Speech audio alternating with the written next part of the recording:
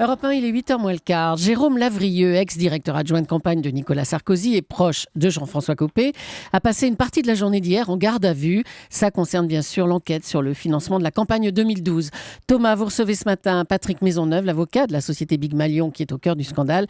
Et c'est l'interview vérité d'Europe 1. Bonjour Patrick Maisonneuve. Bonjour. Hier, Mediapart a publié un document montrant qu'en 2012, la campagne de Nicolas Sarkozy a coûté quasiment 17 millions de plus que ce qui était autorisé. Est-ce que vous confirmez ce chiffre ?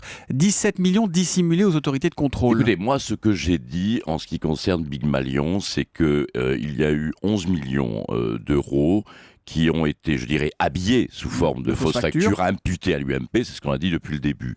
Maintenant que Mediapart a eu accès à des documents qui permettent de dire qu'il y a, dans la ventilation UMP et la session de campagne du candidat M. Sarkozy, qu'il y ait des sommes complémentaires, je n'en sais rien. En même temps, c'est à partir de documents saisis chez Big Malion, hein, c'est auquel a accès Mediapart.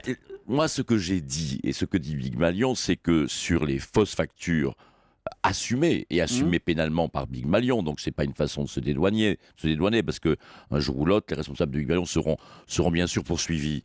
Donc ce qui est assumé, c'est les 11 millions. Vous restez sur ce chiffre ce matin.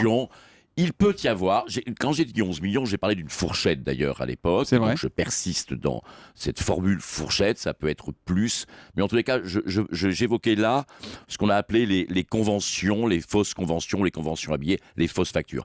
Il peut y avoir en plus, dans l'évaluation des comptes de campagne, des sommes complémentaires qui ont peut-être été imputées à l'UMP qui devraient être assumées par l'association de financement de la campagne. C'est tout à fait possible. Moi, j'ai parlé simplement des Donc vous restez des sur 11 millions, il y en a peut-être plus, mais vous ne validez pas ce chiffre de 17 millions ce matin. Je ne peux pas ce matin valider ce chiffre. Ce chiffre, ce dépassement, il est tellement vertigineux qu'on a du mal à imaginer qu'il n'ait pu servir qu'à financer des meetings. Est-ce que vos clients, Guy Alves, Bastien Millot et les patrons de Big Malion s'en tiennent toujours à ça aujourd'hui ? Les choses sont claires. Pourquoi ? Parce que depuis plusieurs mois, on soupçonnait, on avait écrit d'ailleurs que Big Malion, il y a eu des rétrocommissions, des caisses noires.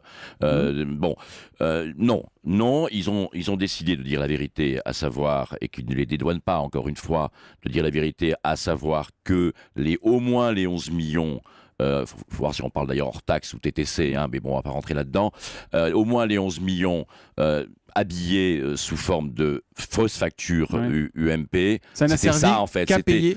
Parce que, si vous préférez, les meetings de la campagne, les choses se sont accélérées. Je crois que c'est M. Lavrieux qui, lorsqu'il a fait cette déclaration au public, il a parlé de ce train qui s'emballe, de ce wagon dans lequel il se trouve, mais où il ne serait pas seul d'ailleurs dans le wagon, si j'en crois bien ces déclarations. Alors à l'époque. C'est curieux parce le train que s'est emballé. Voilà. Au début il assume. Meetings, ils sont passés à près de 50 meetings. Sauf que Jérôme Lavrieux, au début, il assume tout seul, puis on a l'impression qu'il a plus du tout envie de porter le chapeau tout seul. D'ailleurs, Bastien Millot, dans le JDD dimanche, disait Jérôme Lavrieux n'a pas monté tout cela tout seul, il n'avait ni les capacités pour le faire, il n'a été qu'un rouage dans une organisation plus large.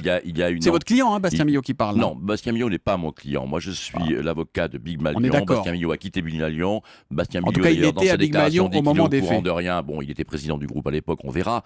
Vous doutez que Bastien Millot n'ait été au courant de rien ? Écoutez, ce sont les enquêteurs qui se poseront cette question et qui auront sûrement les bonnes réponses. On verra.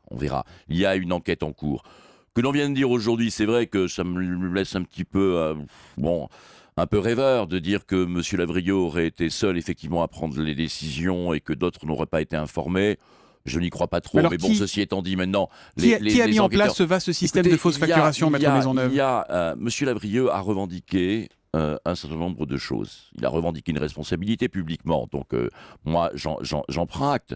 Maintenant... à l'UMP, au sein de l'UMP, au sein de la campagne du candidat, de dire qui était au courant de quoi et qui a fait quoi. Ce n'est pas à moi de désigner, moi Big Malion, quand je dis moi Big Malion, de désigner tel ou tel responsable. À eux de prendre leurs responsabilités. Du côté de Big Malion, parce que c'était ça où il n'était pas payé, c'était les fausses factures où il n'était pas payé et les sous-traitants n'étaient pas payés, donc ça concernait aussi d'autres entreprises. Soit effectivement ils avaient... Ce procédé a été utilisé, qui est ma foi condamnable, mais ils n'avaient pas véritablement le choix. On comprend donc que vous avez la conviction que d'autres personnes ont été impliquées. Alors il y a Guillaume Lambert, ex-directeur de campagne de Nicolas Sarkozy. Lui prétend qu'il ne savait rien, que c'est Lavrieux pour tout. Il a envoyé d'ailleurs une lettre au parquet qui est publiée par le Figaro ce matin. Il nie avoir été associé à un quelconque financement. Est-ce que c'est crédible pour vous? Je crois que ça relève un peu d'un problème médical, cette amnésie un petit peu générale. Quand on est responsable de la société, quand on est directeur d'une campagne, on sait quand même... Les meetings, ils ont eu lieu. Les meetings, ils ont eu lieu, donc le directeur de campagne, il sait ce qu'il a payé pour les meetings. Si je paie un meeting 50 000 € alors qu'il y a 6 000, 7 000, 8 000 personnes, du matériel et que ça coûte 4 fois, 5 fois de plus, je m'en rends compte quand même. Donc pour vous, Guillaume Lambert est au courant. Alors on va aller plus loin maintenant. Il fait également état d'un SMS envoyé par Lavrieux le 28 avril à 12h19. Et dans ce texto, on peut lire « Nous n'avons plus d'argent, JFC en a parlé au PR ». JFC, c'est Jean-François Copé, et le PR, c'est le président de la République de l'époque, Nicolas Sarkozy. Jean-François Copé, il était au courant ou pas de toute cette affaire de financement? Écoutez, moi, je n'en sais absolument rien. C'est à M. Lavrieux, je crois qu'il a Vous été avez une entendu. conviction sur Lambert, mais pas sur Copé. Entendu. Parce qu'il me semble que M. Lambert, qui est directeur de la campagne du candidat, est quand même au courant du déroulement de la campagne, combien ça coûte, comment ça se passe. Et le patron du parti qui organise un peu tout ça et toutes ces fausses factures? Écoutez, en tous les cas, M. Lavrieux, lorsqu'il a fait une déclaration publique, a dit « Moi, Jean-François Copé n'était pas au courant. Moi, j'en suis là. » Et Nicolas Sarkozy, vous pensez qu'il est au courant ou pas? Et M. Lavrieux a également dit qu'apparemment, le candidat n'est pas au courant non plus. Et vous n'êtes pas troublé par ce texto? Vous n'êtes pas troublé par ce texto? Tout le monde peut être troublé, tout le monde peut s'interroger sur une méconnaissance absolument générale et absolument totale. Mais vous savez, on est dans le jardin des hypothèses. Il y a une enquête judiciaire, il y a le principe de la présomption d'innocence, mais il y a jusque-là, laissons les enquêteurs aller jusqu'au bout et de préciser la responsabilité ou la non-responsabilité des uns ou des autres. On a l'impression que cette affaire se résume à un axe de magouille entre Big Malion et Lavrieux? Écoutez, moi, Big Malion a pris ses responsabilités. Monsieur Lavrieux a dit qu'il n'était pas seul dans le wagon. Monsieur Lavrieux a fait état d'autres responsabilités. Nous verrons Mais qui peut croire aujourd'hui qu'il y avait dans le wagon seulement Monsieur Lavrieux et Big Malion? Il faut une confrontation générale, vous la demandez aujourd'hui? Non, on ne demande rien du tout. L'enquête poursuit son cours. Les confrontations auront peut-être lieu un jour, mais je fais confiance aux enquêteurs et aux responsables judiciaires pour qu'on arrive à cerner la vérité au plus près. On verra. Vous pensez que les acteurs sont tous en place ou qu'on va encore avoir des surprises, Maître Maisonneuve? Vous savez, une enquête judiciaire donne lieu parfois à des surprises. Donc là encore, on verra. Vous savez qu'on va avoir des surprises?